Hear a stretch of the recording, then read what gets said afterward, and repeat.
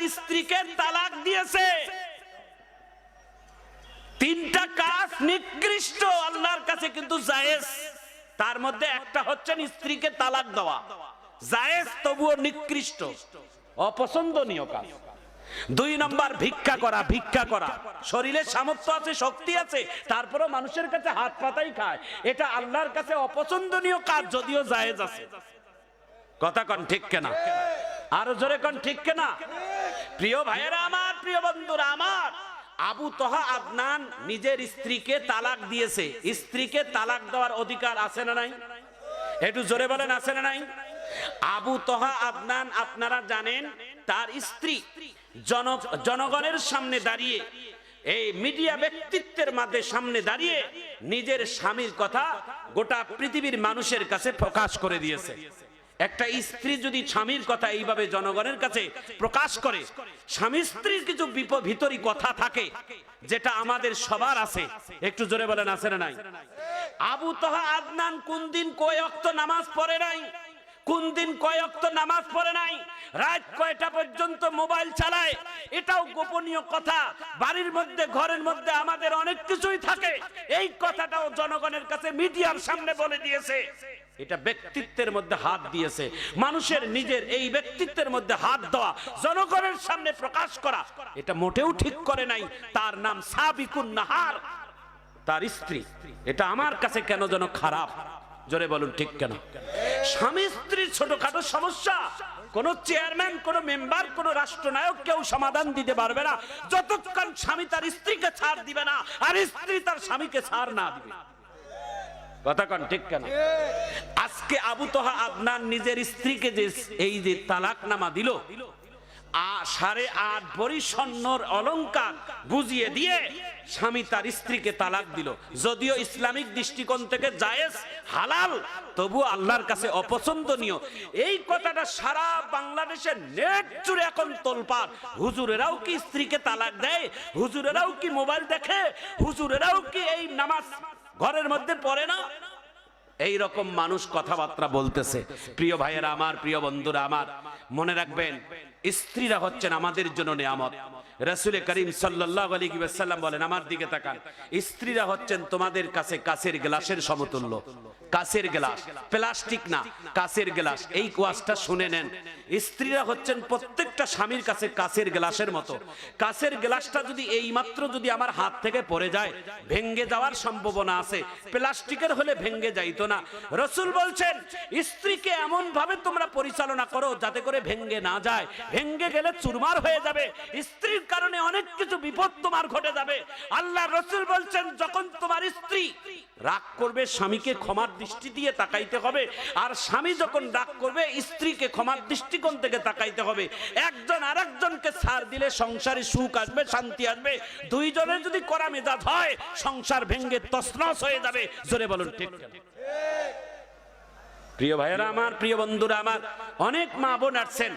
আমি সবার কাছে অনুরোধ করব, মা, আপনি খাদিজার মতো মা হন, আপনি আয়েশা সিদ্দিকার মতো মা হন, আপনি হযরতে ফাতেমার মতো মা হন, আপনি ফেরাউনের স্ত্রী আসিয়ার মতো মা হন, আপনি জাতির পিতা ইব্রাহিমের স্ত্রী হাজরার মতো মা হন, আপনি নবী ঈসা নবীর মা মারিয়ামের মতো মা হন। 6 জন নারী আল্লাহর কাছে জান্নাতের মধ্যে বিশেষ সম্মানিত হবে। তাদের মতো আপনি একটা আদর্শ হন, আপনিও তাদের জান্নাতের মতো সম্মানিত হবেন। জোরে বলুন ঠিক না? রাসূল বলেন, এই হাদিসটা শুনেন, দেখি কতটুকু আল্লাহু আকবার বলেন। রাসূল বলেন, আমি জান্নাতে গেছি, জান্নাতে যে নারীদের সংখ্যা কম দেখছি, আর জাহান্নামে গেছি, যে দেখছি নারীদের সংখ্যা বেশি। একটু চিৎকার দিয়ে জোরে কোন মারহাবা। রাসূল বলেন, 2টা কারণ নারীদের জাহান্নামে যাওয়ার। 2টা কারণ। 1 নাম্বার হচ্ছে তুকসিরনাল লানা ওয়া তাকফুরুনাল আশির। 1 নাম্বার হচ্ছেন অল্পতেই তারা স্বামীদের সব গোপনীয় কথা প্রকাশ করে দেয় জনগণের কাছে, এটা একটা অপছন্দনীয় কাজ। 2 নাম্বার, তাদের মুখ থেকে অল্পতেই অভিশাপ বাহির হয়। কথা কন ঠিক কিনা? সমাজে বাস্তবতা আছে না নাই? অল্পতেই অভিশাপ দেয়, আল্লাহ ওর হাত পা একেবারে ঝুলি পড়ুক, ওই তাড়াতাড়ি মরুক। কথা কন ঠিক কিনা? 2 নাম্বার, স্বামীর সমস্ত 10 বছরের ভালোবাসা একটা সেকেন্ডের মধ্যে সব ভুলে গিয়ে এই আবু তহা আদনানের স্ত্রীর মতো জনগণের কাছে ফাঁস করে দেয়। স্বামী কি জিনিস না থাকলে বোঝা যায়। স্বামী না থাকলে তাকে বিধবা বলে, স্বামী না থাকলে তাকে বিধবা বলে। পুরুষ হচ্ছেন এই সমাজের সব থেকে বড় অসহায়। আমি মনে করি কি জানেন, আপনারা মনে করেন উল্টো।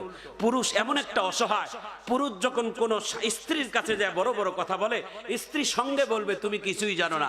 যখন সন্তানের কাছে যায় কথা বলে, সন্তান বলে বাবা তুমি কোনো বোঝো না। যখন বাবা মার কাছে যায় তখন বাবা মা বলে তুমি ছোট, তুমি বোঝো না। এই পুরুষটা বুঝবে কখন তার মাথার ঘাম পায়ে ফেলে এতই কিছু করতেছে, অথচ সংসারের জন্য সব ত্যাগ স্বীকার করলো, আজকে কোথাও সুখ পায় না, শান্তি পায় না, দাম পায় না, মূল্যায়ন পায় না। পুরুষ পাবে কোথায়? জোরে বলুন ঠিক না? আম্মা মনে হয় আপনারা মনে মনে বেজার, তাই না? রাসূল সাল্লাল্লাহু আলাইহি ওয়াসাল্লাম বলেন নারীদের পুরুষদের থেকে আল্লাহ তাআলা নারীদের গুণ 3 গুণ সম্মানিত করেছেন। হাদিসটা বলে শোনাচ্ছি, একটা জোরে মারহাবা করুন।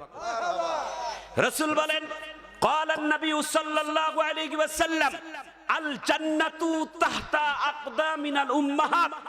পুরুষদের পায়ের নিচে খুঁজলে পায়ের জুতার স্যান্ডেল, আর নারীদের পায়ের নিচে খুঁজলে আল্লাহর জান্নাত। সুবহানাল্লাহ। সুবহানাল্লাহ। নারীর পায়ের নিচে, মায়ের পায়ের নিচে জান্নাত, আর পুরুষদের পায়ের নিচে পায়ের জুতা।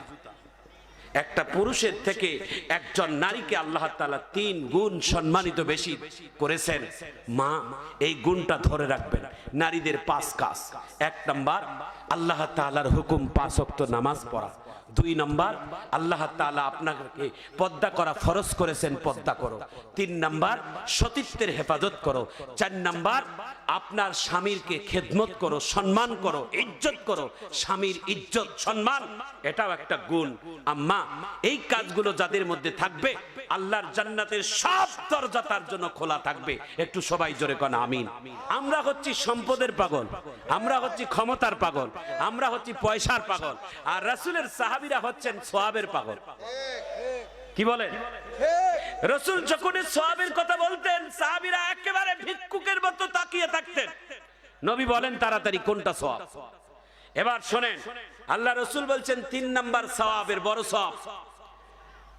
প্রতিদিন এই কাজটা করা আমাদের জন্য একেবারে সহজ। দেখতে মনে হয় ছোট, কিন্তু সওয়াবের অংশটা অনেক বড়। সুবহানাল্লাহ বলেন। রাসূল বলছেন সারা দিনের মধ্যে তুমি কোন একটা রোগীর সাথে খোঁজ নিয়ে দেখা করতে যাও। আহা, একটা রোগী আল্লাহ তাআলা এখন এমন একটা ডিজিটাল সময় দিয়েছে, রোগীর বাড়িতেও যাওয়া লাগে না, শুধু টেলিফোনটা নিয়ে হ্যালো কেমন আছেন দাদা, আপনার শরীর ভালো নাই, একটু সান্ত্বনা দিলেন, মোবাইলের টাইম নাই মোবাইলেও দিলেন, এই সব মোবাইলেও পাওয়া যাবে। একটু সুবহানাল্লাহ জোরে বলেন না। এই 3টা সওয়াবের কাজ কারা কারা করবো আগামীকাল থেকে দেখি। হাত তুলে আল্লাহু আকবার বলেন, একটু হাত তুলে এইভাবে টন টন করে আল্লাহু আকবার বলেন না ভাই। এই 3টা সওয়াব, আহা দেখতে মনে হয় ছোট, কিন্তু কাজটা অনেক বড়। আল্লাহ যেন আমাদের এই 3টা সওয়াব বেশি বেশি করার তৌফিক দান করেন। একটু আমিন বলেন। রাসূল বলছেন এই সাহাবীরা আরেকটা সওয়াবের কথা বলি, তোমরা যদি এই কাজটা করে ওই দিনে মারা যাও, আমি রাসূল বললাম তোমরা শহীদের মর্যাদা পেয়ে যাবে। সুবহানাল্লাহ। হায় হায়, শহীদ, জি কেমন কাজ? রাসূল বলছেন দিনের সকালবেলা উঠে সন্ধ্যার আগ পর্যন্ত, মানে রাত্রের ঘুমানোর আগ পর্যন্ত তোমার পক্ষে কি 10টা মানুষকে, 10টা মুসলমানকে দেখলে সালাম দেওয়ার পরিবেশ হয় না? একটু জোরে বলেন হয় না? 10টা সালাম দেওয়া বড় কঠিন। রাসূল বলেন কোন মুসলমানকে দেখলে যদি কোন মুসলমান আগে সালাম দিয়ে দেয়, 10টার অধিক সালাম দিয়ে যদি ওই মুসলমান ওই দিনে মারা যায়, রাসূল বলছেন আল্লাহ তাকে শাহাদাতের মর্যাদা দান করবে। সালাম, আসসালামু আলাইকুম বলেন তো আলহামদুলিল্লাহ। আলহামদুলিল্লাহ। এই সওয়াবটা আমরা করব তো ইনশাআল্লাহ। নিজের ঘরের স্ত্রীকে আগে সালাম দেব, নিজের সন্তানকে আগে সালাম দেব, নিজের চাকর চাকরানিকে সালাম দেব। লাভ কি হবে জানেন? কি লাভ হবে জানেন? এবার বলি, আপনি যদি চাকরকে সালাম দেন, চাকর এমন লজ্জা পাবে, চাকর বলবে হায় হায় রে, আমি মালিক, আমাকে সালাম দিল। চাকর আগামীকাল প্রস্তুত থাকবে মালিককে সালাম দেওয়ার জন্য। ঘরের স্ত্রীকে যদি আপনি সালাম দিয়ে বাহির হয়ে যান, ঘরের বিবি বলবে হায় হায় রে, আমার বিবি আমাকে সালাম, আর স্বামী আমারে সালাম দিল, আমি আগামীকাল আমার স্বামীকে আগে সালাম দেব। সন্তান বলবে আমার আব্বু আমাকে সালাম দিল, আগামীকাল আমি সালাম দেব। শিক্ষক তার ছাত্রকে সালাম দিবে, ছাত্ররা বলবে আগামীকাল আমরা শিক্ষককে সালাম দেব। এক সালামে শিক্ষা হয়ে গেল, জীবন পর্যন্ত কোনোদিন আর সালাম নেওয়ার থাকবে না, সালাম দিতে শিখবে। ইনশাআল্লাহ বলেন ইনশাআল্লাহ। আর আমরা যদি একবার যদি পথ পাই ভাই, সালাম দিলু না কেন, কথা কন ঠিক কেন, সালাম দিলি না কেন, সালামটা দিয়ে যা, এরকম আমাদের অভ্যাস, তাই না? আল্লাহ আপনি হেফাজত করুন, আমিন কর। একটা হাদিস খেয়াল পড়ে গেল, ঘটনাটা 2 মিনিট লাগবে বলতে, বলবো সময় আছে নাই? আচ্ছা, এই তো আলহামদুলিল্লাহ। শুধু হ্যাঁ হ্যাঁ, আল্লাহ তাআলা যেন কবুল করেন, আমিন বলেন। প্রিয় ভাইয়েরা আমার, বন্ধুরা আমার, নবীর সাহাবীর নাম হচ্ছেন হযরতে আলী, আর একজন সাহাবীর নাম হচ্ছেন হযরতে আবু বকর। আবু